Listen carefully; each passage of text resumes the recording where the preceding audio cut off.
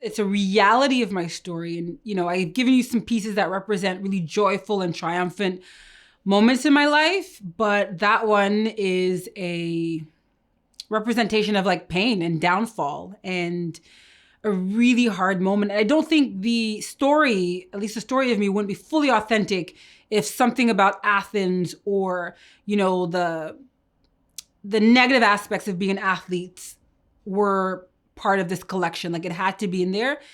It's interesting when I saw that bib, my coach saw it, my, university coach, my longtime coach, Gary Winkler. And you have no say at what number you'll get at the Olympics. So people might think, oh, you choose that number. Who's choosing 13, 13 or 13 anything? Not most people, especially if you're superstitious. A lot of it has to do with your country, your last name, how you just fall in this random sequence. That was my jaw. I remember him showing me the number as I was at the Athens Olympics. You get everything before you even start racing. And he walked downstairs like, and he put it behind his back and he kind of showed me like to spook me or, to kind of like, we were making fun of it.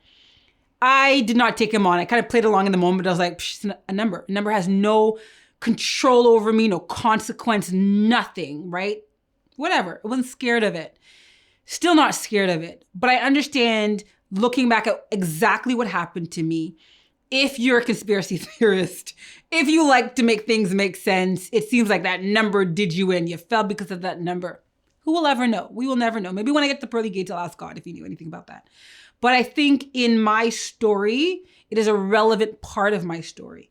It is a part of my story that made me realize that things are really fragile in life.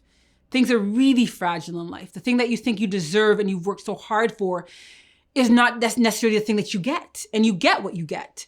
But what do you do with what you get? And I've always decided this is not it. Like, this is not my portion. This is not the only thing I'll ever do. And it was also the infancy of my professional career. I had only signed with Nike. Athens happened August of 2004. I became pro that spring. So I hadn't been professional for more than a few months, and I'd left Illinois early. So I still had another semester and another year of school, a semester of racing and a year of school. So I left early to go pro, which track and field, like, you don't really do that. But I did not want to leave my story there. Like, the girl who fell. And I do say the girl who fell. I'm also the girl who got up, right? And created more from her experiences.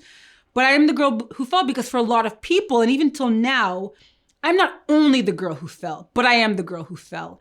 And they remember me, not always for all the stuff that we've talked about and that we celebrate, in this conversation, but that Athens moment, that one, they knew where they were, they stopped work, they stopped what they were doing, they cried for me. Everybody was in, Nathan Phillips Square for a moment and, watching this Jumbotron, and then this moment happened. The most shocking moment you could imagine because the story was so well written, the story was so poetic. And then you have this nightmare event that happens while the whole world is watching. That's, I think, what made it significant. But it's a very valid part of my story that I will never shy away from.